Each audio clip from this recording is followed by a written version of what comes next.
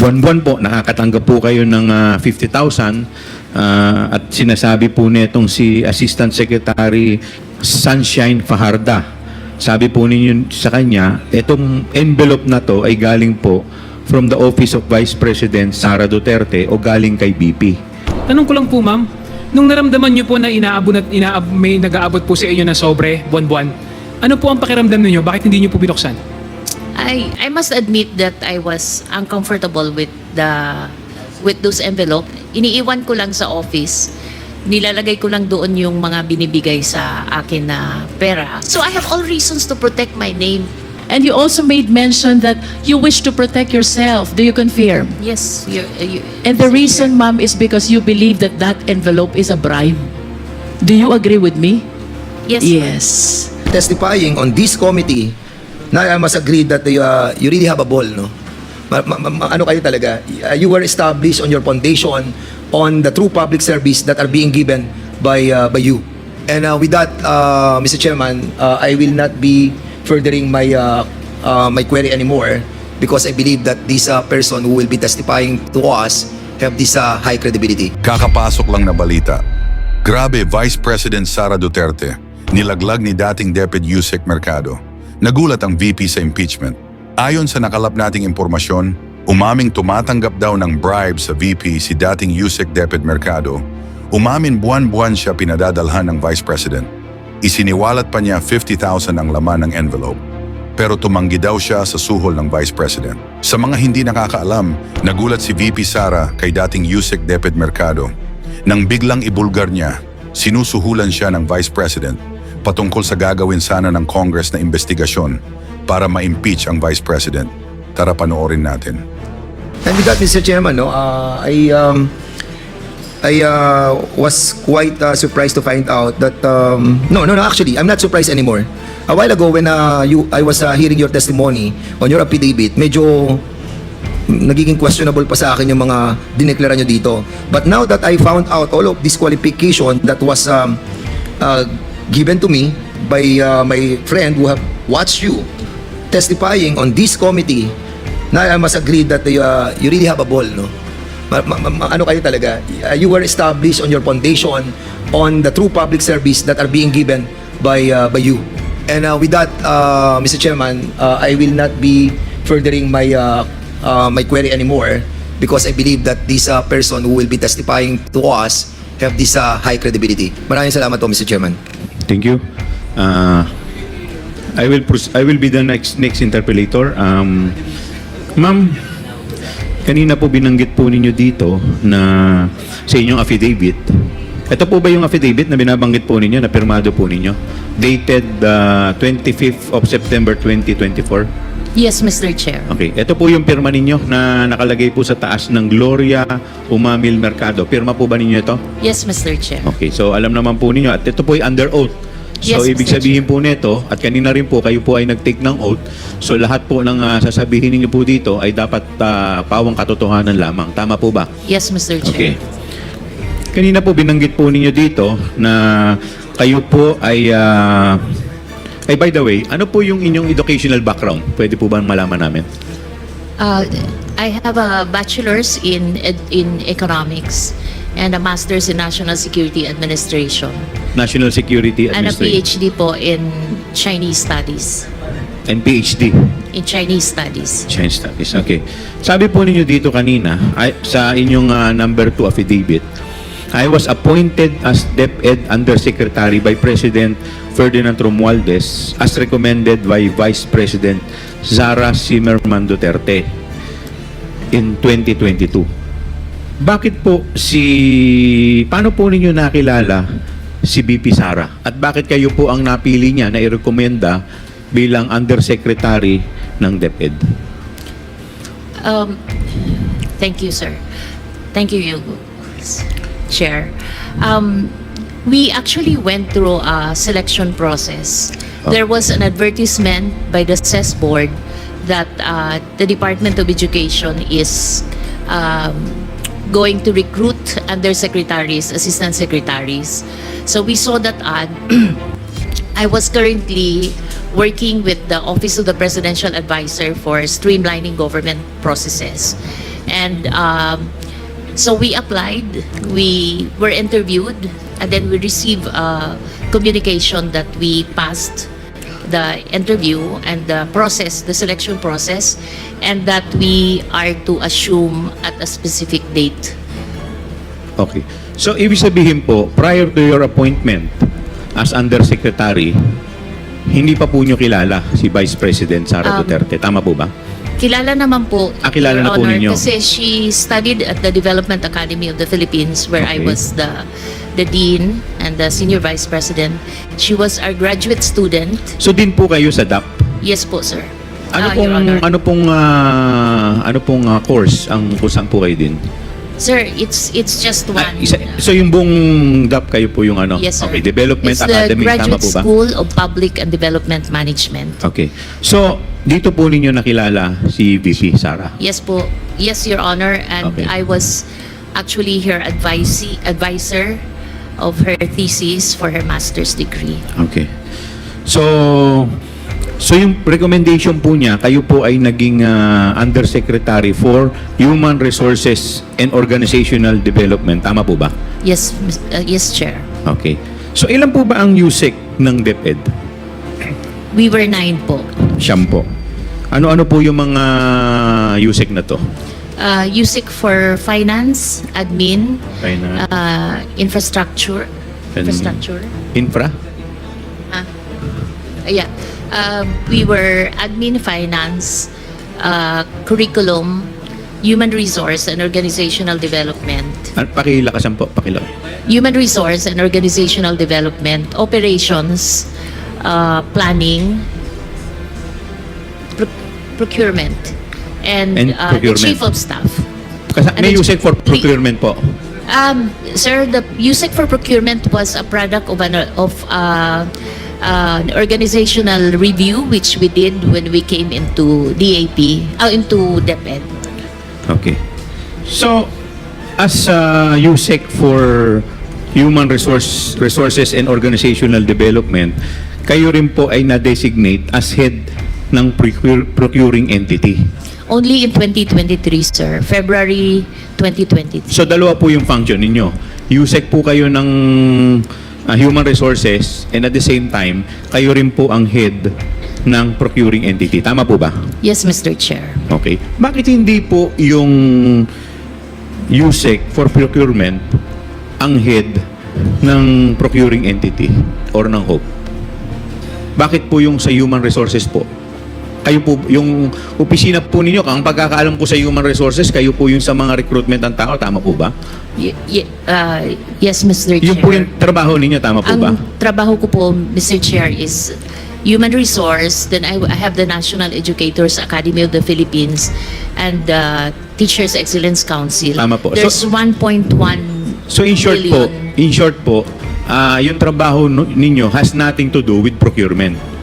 Yes, Okay. yes, Mr. So ang Chair. tanong ko po, bakit po kayo ang naging head ng procuring entity? Bakit kayo po ang napili?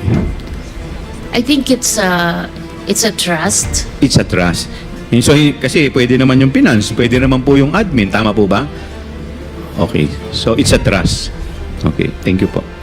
So, kanina po, binanggit po ninyo dito sa inyong paragraph 3 ng affidavit ninyo, sabi nyo, as one of the signatories of Deped checking account, alongside USEC, Annalyn Sevilla, I signed check related to the department's confidential fund and recall that each one amounted to 37,500,000.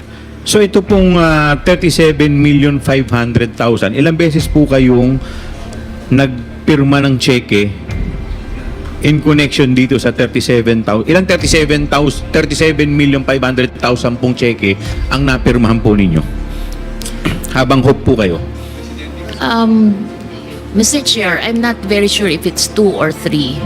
Okay. It should be around that. 2 or 3. So more or less, mga nasa 54 million ang napirmahan po ninyo. Tama po? Yeah, but separate checks. Apo, dalawang check na worth 37 times 74. Apo. Now, sabi po ninyo sa paragraph 4, between February 2023 to September 2023, I received a total of 9 envelopes labeled Hope. My current position in Deped during that time. Ano po? Tama po ba? Concurrent position. Yes. Your Honor. So tama po ba itong sinabi ninyo? Yes, Okay. Mr. Ano po yung laman nitong siyam na envelope na to? It's 50,000 pesos. 50,000. So 50,000 times 9. So for 9 months, ilang buwan po kayong naging Hope? 9 months? May I explain that? Yes, please. I've been receiving that envelope, but I never opened it while I was at Deped.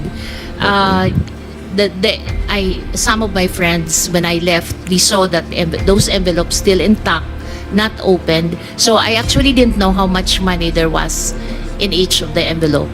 But how did you know na pera po ang When I laman? retired already, I was asking for an exit call so I could You were return asking for? for an exit call when I was leaving already Deped because I wanted to return those envelopes, but I wasn't able to have that exit call. I wasn't able to return, but so I sought some advice and they just advised me to donate it to a non-government organization, which I did.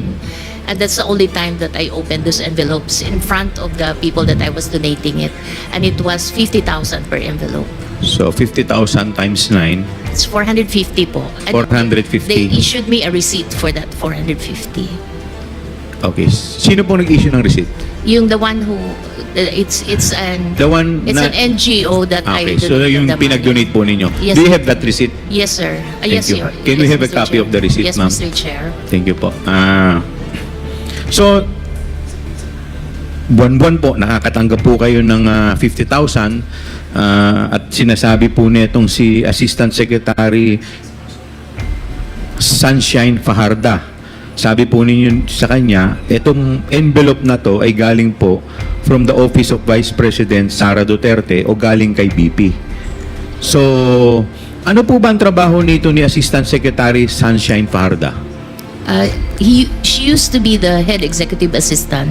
Heya. And then, yes, and then she became an assistant secretary. Okay.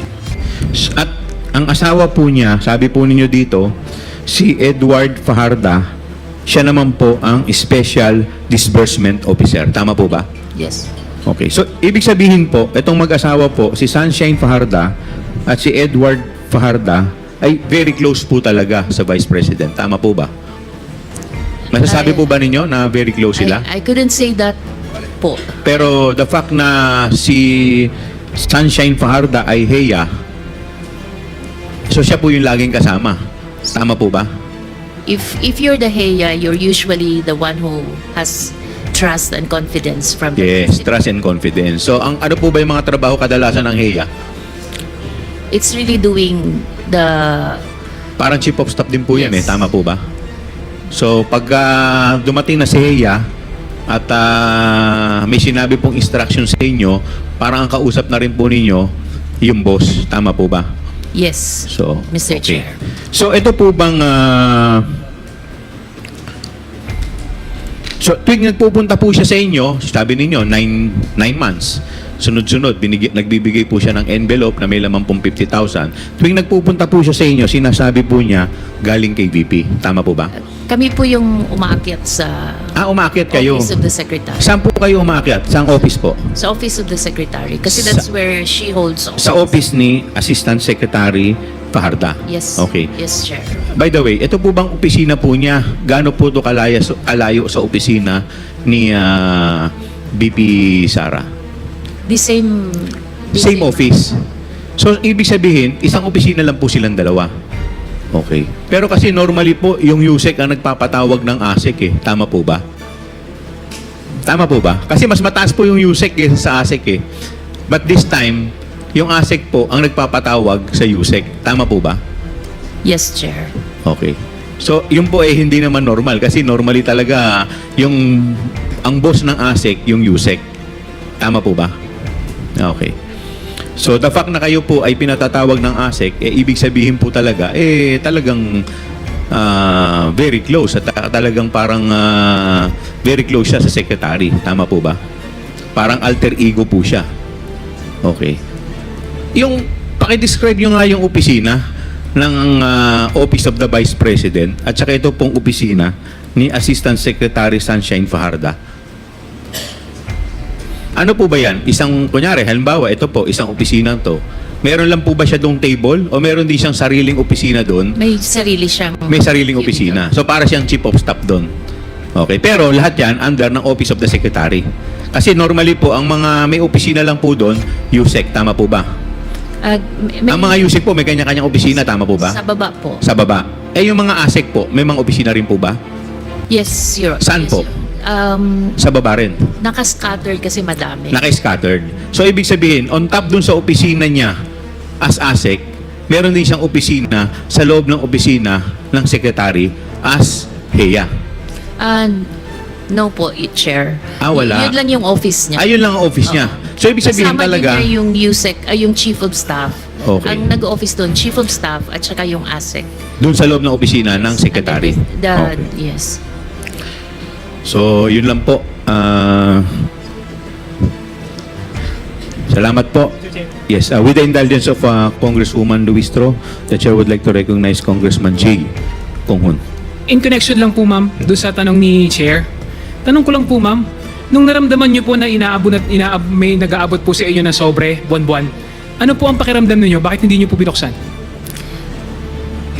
I must admit that I was uncomfortable with those envelopes, but parang ang hirap din kasi I'm not sure if others are receiving. Parang ang hirap din I didn't know if others are receiving. I cannot say. So ang ginawa ko na lang is I had this pouch that iniiwan ko lang sa office. Nilalagay ko lang doon yung mga binibigay sa akin na pera. Sa pakiramdam po ninyo, para po saan yun? Ang feeling ko is she has naman resources to give to she has probably personal resources that she can share to her people, and I'm not really, ayoko mag-speculate, but the only thing I could say is I wasn't comfortable with it. Hindi po ba kayo nagtataka? Kayo po yung head ng HOOC, ng procuring entity, tapos may natatanggap po kayo na buwan ng 50,000? As I mentioned, it is uncomfortable, and that's precisely the reason why I wasn't opening it at all. I was just putting it in one pouch. Thank you, Mr. Chair. The Chair Mr. would Chair, like to recognize Congresswoman Luistro. thank you.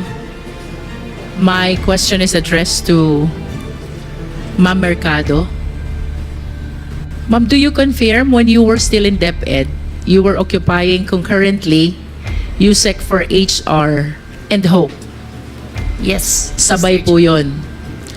When were you appointed as Undersecretary for Human Resources and Organizational Development? We were all appointed together by the President July, but I only assumed... Can you please state that the year? July 2022 po. Okay. But I only assumed office in August 15, 2022 because I was still winding up my work with another office.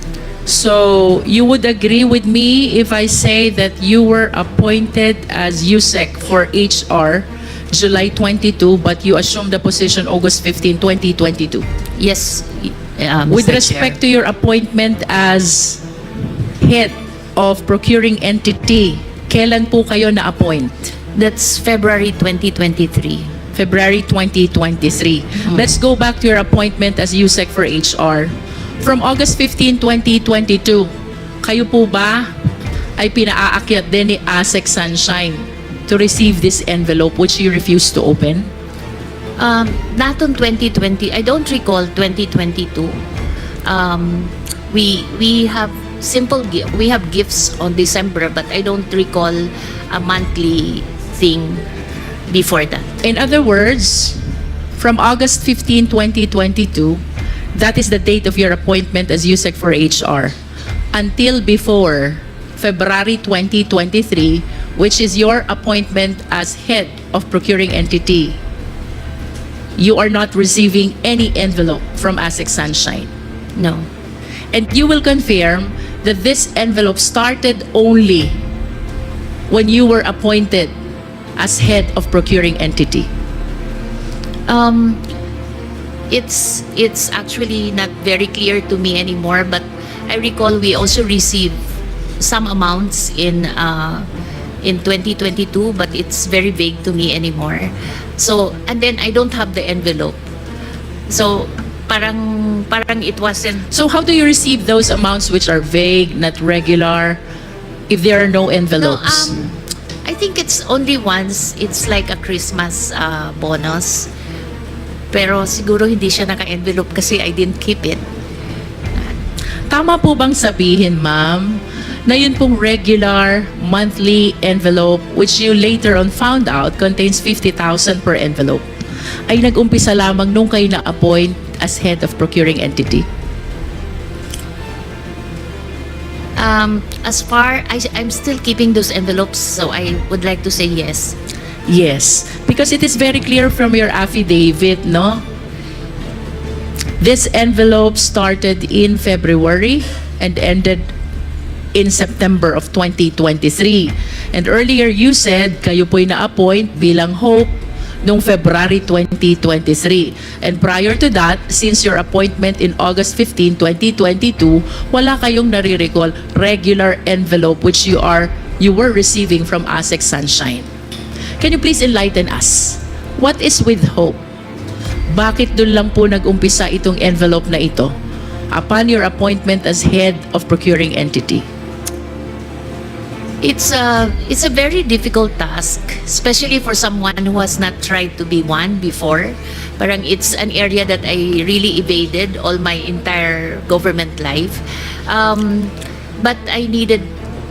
There's just too many already pending procurement at that time. So when I was asked if I could be designated as the Hope, I first referred them to other people who are seasoned in procurement, like sina Yusik Rebsi, but Yusik Rebsi was already too preoccupied with operations. So I finally accepted the position, and it was difficult because I have to study the procurement law, and I was given I had a lawyer and someone who's already a retiree to review the documents with me when we signed the contracts. And I had commitment from when I accepted the post. I made it a family decision, you know. Like among the execom, I asked our legal before Yusek Brady and ASIC Amanda Nograles that everything that I signed has to be thoroughly reviewed by legal. And so I had that commitment of support from everyone in the execom, and so I accepted the post. In brief, ma'am, can you please enlighten us? Why do you say na mahirap, difficult ang position ng Hope? Because you have to you have to look through all the documents, and it's like Which documents, ma'am? everything that goes through the bidding process. I am not part of the bidding process itself, but on the time that I was appointed, I was the one tasked to form the structure of who's chair for BAC 1, BAC 2. So I spoke to all the people which I know I will have comfort to chair specific committees at specific BAC. But the process of bidding, I'm not part of it because you have to maintain you have to make sure that you're not enmeshed with the process itself, but you're just reviewing to make sure that the Vice President Secretary is protected with everything that I signed because it's a delegated function. She's supposed to be the Hope. In other words, ma'am, you're the person who check all the documents coming from BAC before the Vice President signs or approves. No, I signed because You signed for the... I have to sign because I'm the one the Hope signs. It's delegated to me already. And you will agree with me if I would say na you consider it difficult because it concerns matter about procurement and bidding, Yes. where there are a lot of issues surrounding, sometimes And it's just issues too about many. bribery and corruption. You agree with me? Yes, And what do you think is the reason kung bakit yung envelope nag-start lang during your appointment as Hope? I think Bakit it's- po walang envelope nung HR pa lang kayo? Tapos biglang nagka-envelope nung naging Hope kayo? I think it's like an allowance maybe for an extra work because sometimes I have to stay until midnight to look at the documents when sometimes I have If one. that is just an allowance, ma'am, then the rest of the officials of the Deped should be receiving also their respective envelopes. Do you think so? Don't you think so, ma'am? If that is just an allowance, then the rest of the officers of Deped should have their own envelopes as well.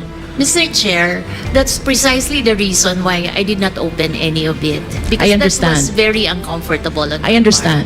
And that leads me to the next question, ma'am. Why were you so uncomfortable with the envelope when you believe that that is just an allowance? part. Because, Ma'am, I'm 40 years, Mr. Chair, I'm 40 years in government.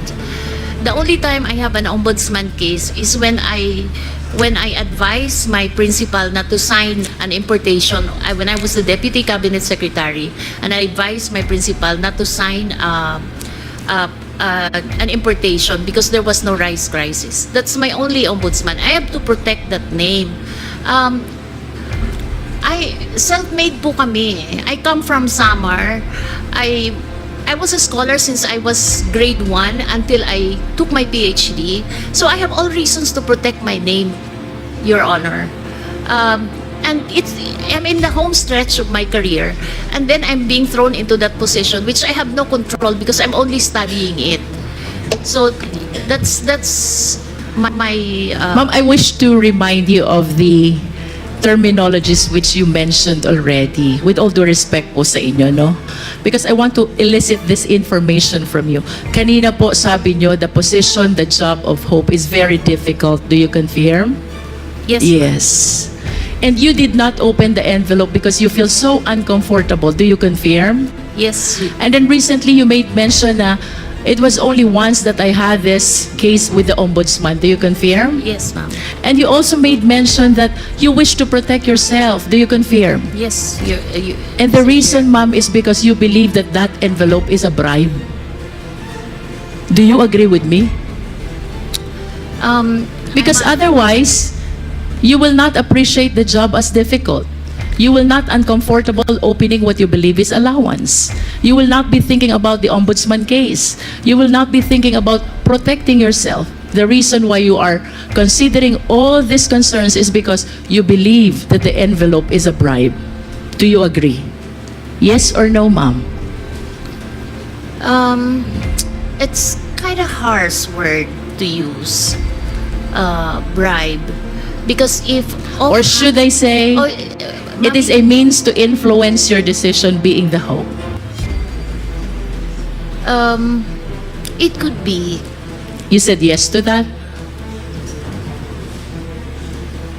You said it could be. Could be. I wish to manifest, Mr. Chair, that on the story, on the narration of the resource speaker about this envelope she received and she refused to open until the same is donated from February 2023 to September 2023 is a means actually to influence the decision of our resource speaker being the one who approved all the decision of the BAC in behalf of the Deped Secretary. Tama po ba, ma'am?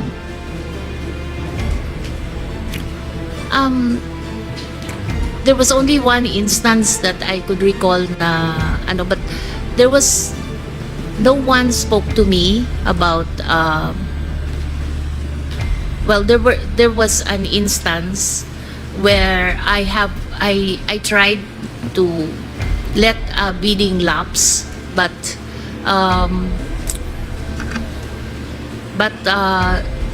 I ended up signing it because there was a protest. I'm not comfortable discussing it. But I wish to state for the record, Mr. Chair, that with the narration of our resource speaker, she earlier manifested that she believes that those envelopes are means to influence her decision as hope. Ma'am, I wish to invite your attention to paragraph 6 You mentioned in this paragraph that a certain Attorney Reynold Monsayak suggested in the presence of 3 DepEd officials na pag-usapan na lang ang 2022 budget para hindi masayang.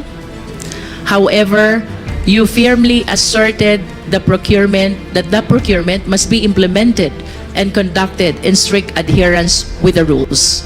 Do you confirm this? Yes. Can you please enlighten us? Sino po yung ibang DepEd officials present during this incident? Actually, it was 1 director and 2 consultants. Can you please state the names?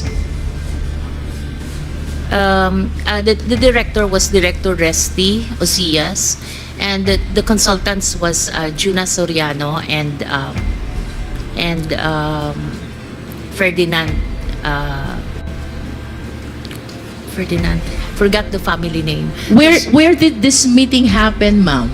Kanino was- pong opisina nangyari to? It was not in Deped. I was having lunch. There was a training ongoing in one hotel. I don't recall anymore whether it's Linden or Discovery Suites, but it's just in Ortigas area. And I was having lunch with these people, and we were discussing a project. And then that's when I was approached. Does that project have something to do with the 2022 continuing no, fund? it was different. It was different. Yeah. But that lunch was shared with these 3 other DepEd officials along with Attorney Monsayak. No, Attorney Monsayak was not part of the lunch. I think he probably came out from the training, and then that's when he joined us. He joined you, and then to whom did he direct what he said na pag-usapan na lang natin yung 2022 para hindi masayang? Kanino po ba niya sinasabi ito? Sa inyo o doon sa 3 DepEd officials pa? It could be to me and the director, because Director Resty was also a member of the BAC. How about the 2 others? Are they members of the BAC also? No, they're not, because the consultants we were discussing a Deped Guru program. It's an app that we were discussing. And can you enlighten us? Ano po bang naging reaksyon nung kasama nating director? Her name is Director Osias. Osias. Well, I think his reaction was that parang ba't niya sinabi yun, we're not, may other people there. I see. Parang ganon. Because those 2 other consultants are not part of Yes. the BAC. Yes. And did she accede to what Attorney Monsayak said? No. He's a very strict director as far as procurement. She did is- not accede. He Did not accede. Yes. And kayo po, you asserted that the procurement must be implemented and conducted in accordance with the law. You said that. Yes po. And Attorney Monsayak heard that. Yes po. And after this incident, ma'am, what happened? I left na. I left already. You left. But you recall that after some time, kayo po ay kinausap na ni Ms. Zulaika, ni Attorney Lopez, the Chief of Staff of Vice President Sara. Please enlighten us. What happened during that conversation? Parang a day, mga afternoon, I got a text. When I got the text, it was a familiar text because these were the same texts that is sent to those who are asked to leave as well. So when I saw it, I prepared what I should tell them and tell her, and I prepared that I'm not resigning but I'm retiring because I'm already at age level where I could retire properly.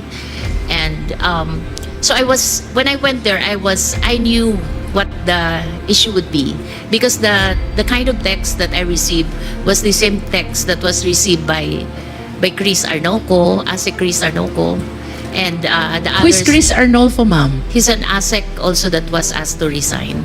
He was asked to resign for what reason, if you're aware? No, I'm not aware. You are not aware? I just get to know being an HR, and then I was their nanay-nanayan in Deped. So I get to be their sounding board and their apprehensions, because they're young people, their career. So yun yung situation. And so when I arrived at the OBP's office in Mandaluyong, sinabi na there's this issue of a teacher that is in my office and some other issues. So kinat ko na lang si Yusek Sulaika, sabi ko, in my 40 years in government, I knew that I work on trust.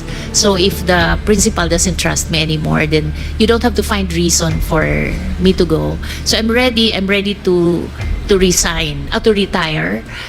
Here are the things that I need to do for retirement. I need to say goodbye properly to the institution that I serve well. For the record, ma'am, did you resign or did you retire? I'm being asked to resign. I did not. I retired. I You applied retired. for retirement. So when did you retire? Effective November 1. So that is 1 month No. from the supposed date when you're supposed to retire? They don't like 1 month. I was actually trying to ask for December 30, but they wanted it on that day that they spoke to me.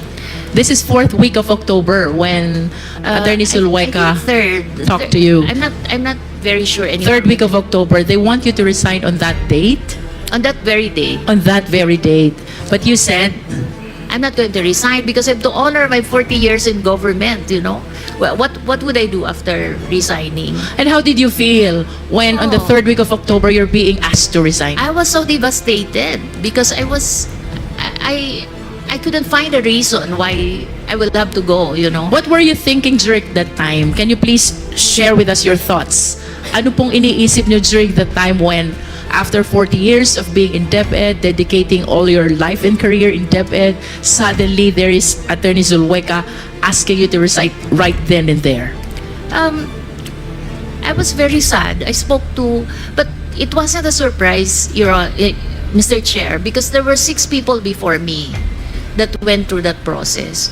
So I wasn't surprised. So what I did the night before when I got the text, I already prepared myself.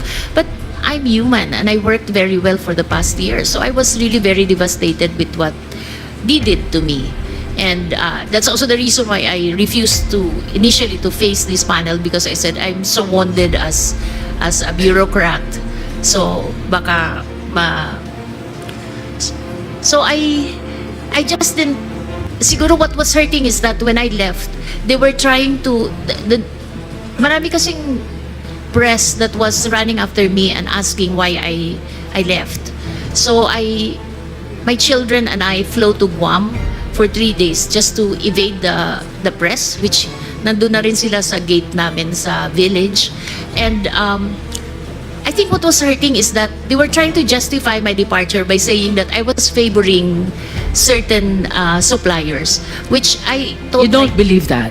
I told my kids. You reject that? I told my kids I left Deped with my pride intact and with integrity because I have not favored any. I don't even speak to suppliers.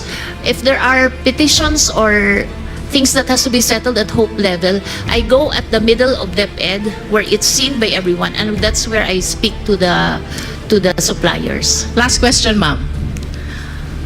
Sasang-ayon po ba kayo if I would say na yung pagtanggi nyo kay Attorney Reynald Monsayak na pag-usapan na lang yung 2022 continuing fund ang dahilan kung bakit kayo pinagre-resign ni Attorney Sulhueca?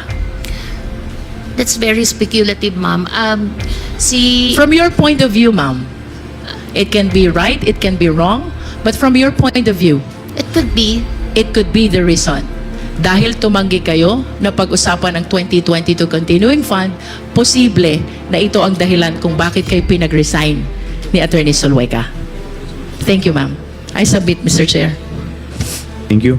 The chair would like to recognize the presence of our Senior Deputy Speaker from the 3rd District of Pampanga, Honorable Aurelio Don Gonzales Jr., the Honorable Chino Miguel Almario from the Bao Oriental 2nd District, the Honorable Margarita Attorney Mix Nograles, Deputy Majority Leader of PBA Party List, and the Honorable Rodante Marcoleta from Sagip Party List. Yes, Congressman Rodriguez. Yes. Thank you, Mr. Chair. Before I proceed the interpellation of our witness, I'd just like to pick up on the point that Congresswoman Luislo just mentioned po, no, while she was on that matter of the reasoning perhaps of the request of, is it Yusek or Asek Munsayak? Asek Munsayak. You mentioned po kay attorney upon questioning ni Congressman Luistro that it is speculative to say that perhaps the reason that you were asked to step down was because of the request which you rebuffed po, no?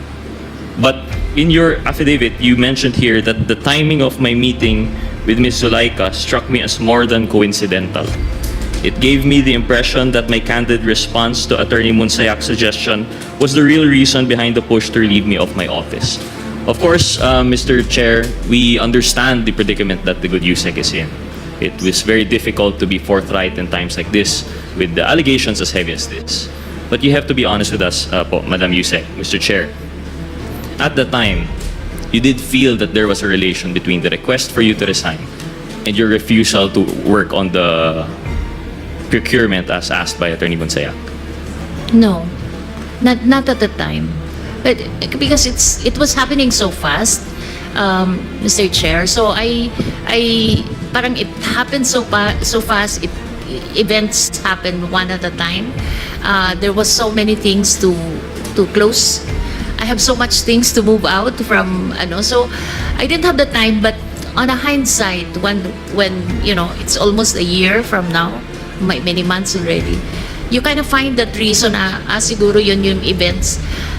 Simply because I was getting information from my colleagues that they're saying that I was moved by the Vice President out because I was favoring some suppliers, and it hurt me so much because I have not spoken to any supplier. In fact, there was a supplier which I learned later was sister of our family lawyer, a family doctor, and I did not make a decision on that specific case.